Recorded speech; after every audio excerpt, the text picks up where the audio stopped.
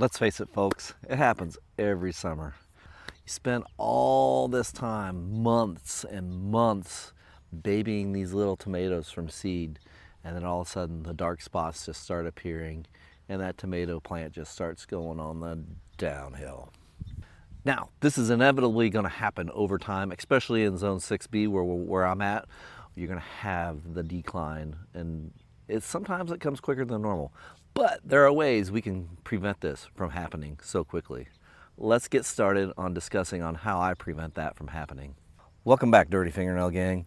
Today I'm going to show you exactly how to identify tomato blight, the standard ways on how to fight it, and most importantly, my secret step that creates a defense system for your plants while feeding them at the exact same time. Are you guys ready to get your hands dirty? I am. Let's go. All right, guys and gals, to defeat this enemy, you really have to know how it operates. There are two main culprits here, early blight and late blight. Early blight typically shows up as dark target-like spots on lower leaves, usually causing them to yellow and drop off. Late blight, that's the devastating one. Its fast-moving, water-soaked spots can destroy a plant within days. Here's the important thing about tomato blight. The first thing you need to understand is the spores aren't just flying through the air and landing on your tomato leaves. It's coming from here. It's coming from down in the soil. Basically what happens is when you get a heavy rain, that water comes down, splashes up on the soil, splashes onto the leaves, and that's how your plants get infected. So we need to make sure that we have ways to prevent that from happening. Before I get to the secret weapon, we need to have that baseline set and established. The first line of defense is pruning. Once your tomato plants are established, they start to push vertical growth. You just need to strip the bottom 8 to 12 inches. Sometimes I even do a little bit more of leaves completely bare. If the leaves aren't touching the soil, you have a much better chance of the spores not jumping straight onto the plant and infecting the plant. So by pruning, you're giving yourself the best chance of avoiding blight. You also need to have some airflow with your plants. So by pruning also, you increase the ability for that air to flow through the plants. Spores love a crowded, moist, just nice little breeding ground for them. If the plants are so crowded together, they hold that moisture in, and you're gonna have a successful spore breeding program, let me tell you. So what you need to do is if you can prune up your plants, you're going to simply avoid having those conditions. So when it rains, you'll have some issues with the water still sticking on the plants. If you have your plants pruned, that wind is going to be able to whip through there quicker and dry that plant off. You're not going to have those moist conditions there. So by pruning your plants, you're going to give yourself the best chance of having a blight-free plant. Another aspect of pruning is making sure that you get all these suckers out. These will prevent your plants from being so bushy. Basically, you'll have everything come up this main stem instead of starting a new plant. Now, I know this is a controversial thing. It's going across YouTube, the internet, and everything else. But in my mind, the way I work things, removing the suckers really does help me with blight. It also helps me keep things organized, keeps things growing up. While I may not get as many tomatoes off the plant because I am trimming those suckers off, even though I'm removing all that plant material that's going to help produce more and more and more tomatoes, it allows me to grow more tomatoes in one spot. I can grow my tomatoes closer together. So what that does is it allows me to get less tomatoes per plant, but per bed, I'm getting more tomatoes because I got more plants in there. It also keeps me, instead of putting all my eggs in one plant or all my tomatoes in one basket with one plant, I got multiple plants here that have better chances of surviving the blight. So that's another thing you may want to keep in mind whenever you're doing it. There are many techniques out there on the internet. I'm not saying that keeping your suckers on your plant is wrong. I'm saying that this is the way I do it, and these are the reasons why I do this. As you can see, this is really not a daily task for me. It's more of a weekly task.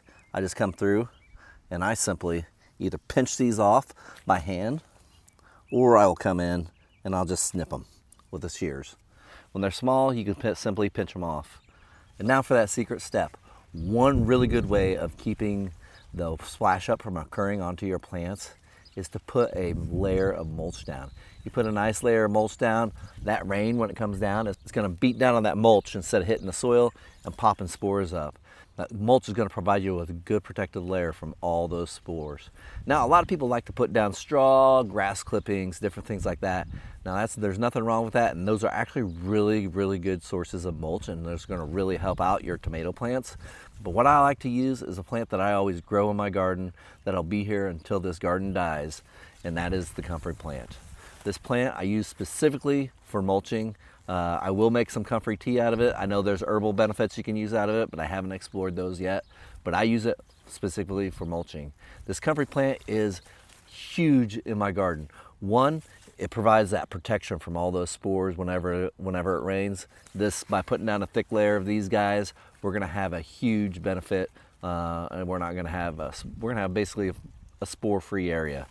Two, whenever I cut this and chop and drop it onto the garden, this guy has got a long taproot that goes way down into the soil, and essentially it digs up all these nutrients. All these nutrients go into these big leaves that it produces, and those leaves, I cut them, put them onto my garden beds, and slowly those nutrients get into my garden beds. So it's a two-prong approach here. I'm saving myself from all the spores, and I'm also adding some nutrients as things go along too. As the Comfrey breaks down, it'll act like a slowly release high potassium fertilizer right at the root zone. Exactly what your tomatoes need to produce healthy and massive fruits. Even with the Comfrey shield in place, you have to be smart about moisture. Never water your tomatoes from above. Always water at the base. And here's a crazy little pro tip. If you got twin boys, crazy twin boys like I do, never have them run down the rows touching all the plants, especially after a rainstorm. No better way on spreading those spores, if they're already infected on one plant, all the way down the rows, than to have them do that. Keep that in mind. Another good mulch that you can put in the soil is actually a living mulch. By planting some carrots or beans or something that's going to be fairly low lying, so you can still get that airflow through your plants, you're going to create a canopy so that whenever it rains, you're not going to have those spores popping up from the dirt. Now, I do like planting green beans for this matter too, because the green beans are nitrogen fixing items into the soil. So you're also going to be helping your tomato plants as well by fixing some nitrogen into that soil. So blight does not have to be the end of your tomato plants. By doing what I said today, the pruning, allowing the massive airflow going through your plants, and putting down a healthy layer of mulch some way, somehow, whether it's grass clippings, straw, comfrey, or even a living mulch like beans or carrots, you can prevent this pest from this ugly fungal disease from spreading to your tomato plants. If you learned something here today, click that like button. If you like this content, click that subscribe button. If you are thinking that I'm truly hyped, click that hype button. Stick around for some more tips from here in Central Illinois, Zone 6B, the CrocGardener. Cheers, everybody, and God bless.